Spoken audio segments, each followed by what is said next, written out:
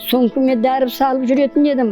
Одан құтылдым. Қол сөмкеңізде жеңілдеп қапты біраз, иә? Иә, сөйтті. Оның ішінде аттарын айтпай ақ қояйын, өйткені біреуге реклама жасап жіберуім де мүмкін. Ал мен тегін жарнама жасамаймын. Тегін жарнама.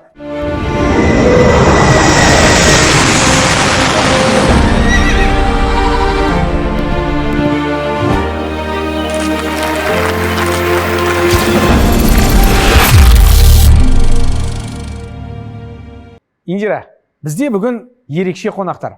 Бірі 79 жастағы Алтынкүл апа. Саумал ішіп, қан қысымын қалпына келтірген. Ал екінші қонағымыз болса, Клара апайымыз. Жүрегіне 2 стенд қоямыз дегенді естігеннен кейін, нео саумалды ішіп, соның арқасында бір ғана стенд қойылған екен. Қараш қандай? Армысыздар, ендеше Такир студиямыздың төріне келген құрметті қонақтармен танысырсақ. Иә, Алматы қаласының тұрғыны Алтынкүл Өтемұратова және Астана қаласынан келген қонағымыз Клара Керейбаева. Қош келдіңіздер. Ал біздің студиямыздың қонақтары, яғни сарапшылар, кеңесшілер, дәрігер Жәңгірхан Әмзиев Және де белгілі әнші, композитор Жеңіс Сейдуллаұлы.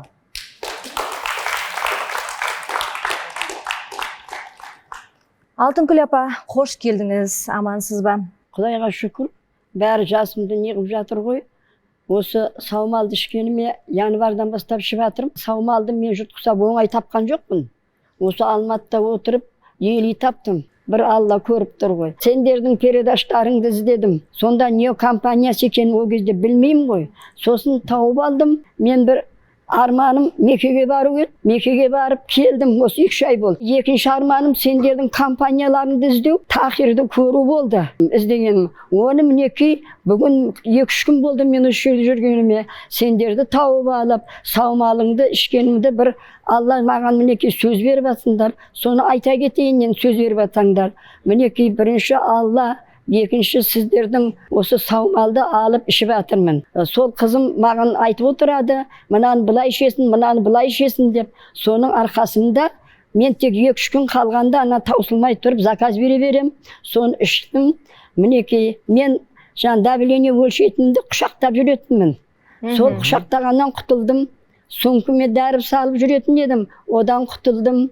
Бір Алла бар ғой, саумалды ішіп давлениеден құтылдым деп айтуға болады. Қандай керемет. Оның үстіне қол сөмкеңізде жеңілдеп қапты біраз, иә? Иә, сөйтті. Екіншіден, мына мен енді біздер үлкен адам болғасын, бая біздер енді қазіргі жастар сияқты емес. Біз отта жақтық, суда тасыдық, талай нәрселерді істедік қой. Соның нелер болар, мен үшкірлісім бәрі ауыратын.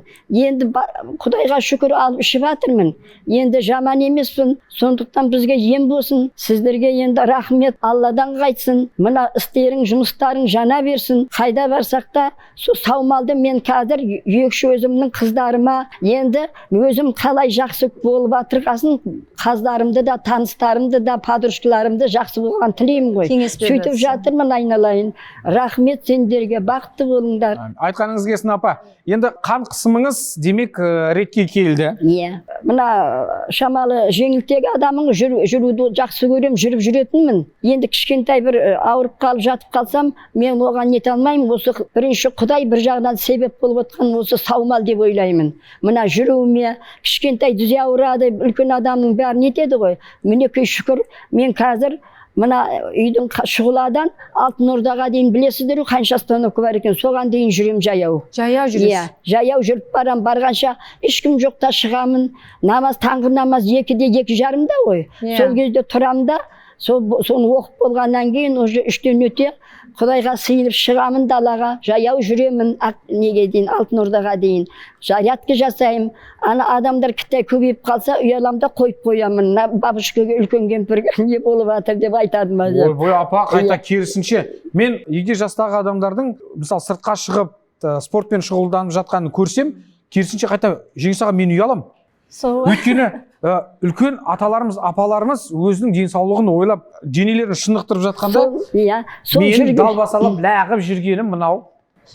кеттім мен біз. Сол жүргенімнің арқасы шығар. Қабаны 2 күн қатарынан айналдым. Сонда мен Құдайға тәуба, жастардың ішінде жүріп шықтым. Соған ризамын. Әнеки талай жерді араладық қой енді. Басқа жерлеріңіз ауырмайды ма? Асқазан, ішек жолдары. Асқазан деген ауырғанда қандай? Бауыр, асқазан бәрі бар ғой. енді бұнда саумал ішіп жатырмын ғой. Бәрін ішіп болайын, кішкентай нетейін, сосын неге түсем ғой, бар көрінем ғой. Бірақ Құдайға шүкір. Жеңіс аға, мен сізді енді бала күнімнен білем. Сіз сияқты жүзі өзгермейтін, бір қартаймайтын адамдар сияқтымыз, негізі бар ғой Жеңіс аға. Әңгіме шыны керек, мына апам барлық ризашылығын білдіріп отыр ғой. Табылғанына Құдайға шүкір. Өзіміздің отандық өнім болғаннан кейін, соған апам риза болып отқанына, апаммен жаңа әңгімелесіп отырып, көңіл күйінің жақсы екенін көріп, мен де өзім риза болып отырмын. Неге риза болып отырмын? Өйткені Нео Саумалды, жалпы мына Саумал басталғалы, мына осы компанияны басталғалы, менің енді замандасым, бауырым, бір жағынан дос деп арқасынан қағып қоям, жасы кіші болса да. Бірақ істеп жатқан ісі өте үлкен, халыққа өте пайдалы, қоғамға пайдалы болғаннан кейін, өзім ризашылығымды осы басшыларыңыз Болат бауырыма көп рахмет айтқым келіп отыр. Жігітті мақтаған кезде жылқы мінезді екен деп мақтайды негізі. Оны бәрі біледі.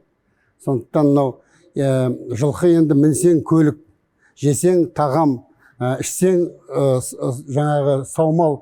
Сондықтан мен ойлаймын, негізі бұл үлкен бір жақсы бір жолға қойылған, жалпы болашақта халқымыз осы өнімді іздейтініне, іздеп тауып, содан өзіне ем, шипа болатынына мен өте сенімдімін. Сондықтан тек қана алға осы жұмыс болу керек, осындай компаниялар көбею керек, осындай заводтар үлкен салыну керек деп ойлаймын. Бұл керек нәрсе. Сіз арнайы спорт залға барып, өзіңіздің денсаулығыңызға қаншалықты күтім жасайсыз? Енді мен оған уақыт жоқ. Тек үйде таңертең тұрған кезде 1, 2, 3 болды кетті. Сол тура жаңа 1-2-3-ті 25 жарты сағаттай жасаймын. Өйткені ол өте керек болады. Біздер енді мына халықтың алдында жүргеннен кейін, қазіргі басқарып жатқан колледждің ұжымның алдында да денеңді тік ұстап, көңілің көтеріңкі болып келсе, сол кезде ғана жұмыс әрі қарай жүреді. Саған Назым Хикметтің айтатыны бар ғой, жұмысыңа кірген кезде үйіңнен шығып дейді. Бүкіл жаңа проблеманы үйден тастап кету керек дейді. Үлкен бір мереке, мейрам болып жатқан жерге кіру керек дейді. Сондай жерге кіргендей болу керек дейді. Ал жұмысыңнан кейін үйіңе келген кезде жұмысты ұмытып, үйіңе үлкен мерекеге келгенде болып кіру керек. Сол кезде ғана екі жақта бірдей ұсталынады. Баланс болады да. Сахнаға шыққан кезде де бүкіл проблеманың бәрі сыртта қалу керек. Сахнаға шыққан кезде сенің проблемаң халыққа керек емес.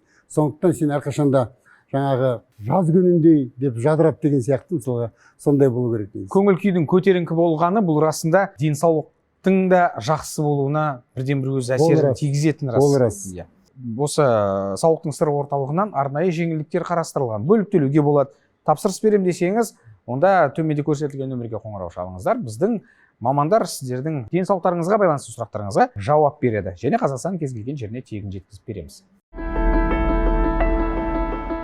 Жапондықтар айтады ғой, терезеңнен не көрсең дейді, сол саған азық болсын, сол саған жаңағы өсімдік, соның барлығы азық болсын дейді. Қандай жануар жүр, қандай не қыл. Біз мына есікті ашқан кезде қазір әртүрлі нәрсе көреміз ғой. Бұрын жылқыны көргенбіз, да? Жылқыны, қойды көргенбіз. Атын айтқым келмей отыр, бірақ енді айту керек, ковидтің кезінде барлығы саумал ішіп кеттік таңертең. Өйткені біз білдік, мына саумал адамның ағзасына өте жақсы күш беретін. Содан кейін сол арқылы біз жаңағы ковидтің жаңағы әртүрлі жаңағы ауада жүрген нәрселеріне қарама-қарсы тұра алатынымыз сол кезде білдік негізі. Шетелдіктермен әңгімелескен кезде сендер қандай бай елсіңдер дейді. 4 түліктің бәрі сіздерде дейді. Соның бәрін өздерің қолданып сырттан зат алудың қажеті жоқ қой сіздерге дейді, мысалға. Бірақ қазір енді магазинге кірсең әртүрлі заттар бар, мысалға. Оның ішінде аттарын айтпай қойын, өйткені біреуге реклама жасап жіберуім де мүмкін. Ал мен тегін жарнама жасамаймын десеңші. Тегін жарнама тек қана саумалға жасаймын. Өйткені саумал ішу керек. Өзіміздің тағамға көп көңіл бөлуіміз керек. Өзіміздің үлкен фабрикаларымызға, заводтарымызға көп көңіл бөлуіміз керек. Сол кезде ғана біз осы қатарлы елдің қатарына қосылып, әрі қарай жүре береміз. Дені сау ел, ол расында бай ел. Сіздерге алғысымыз шексіз.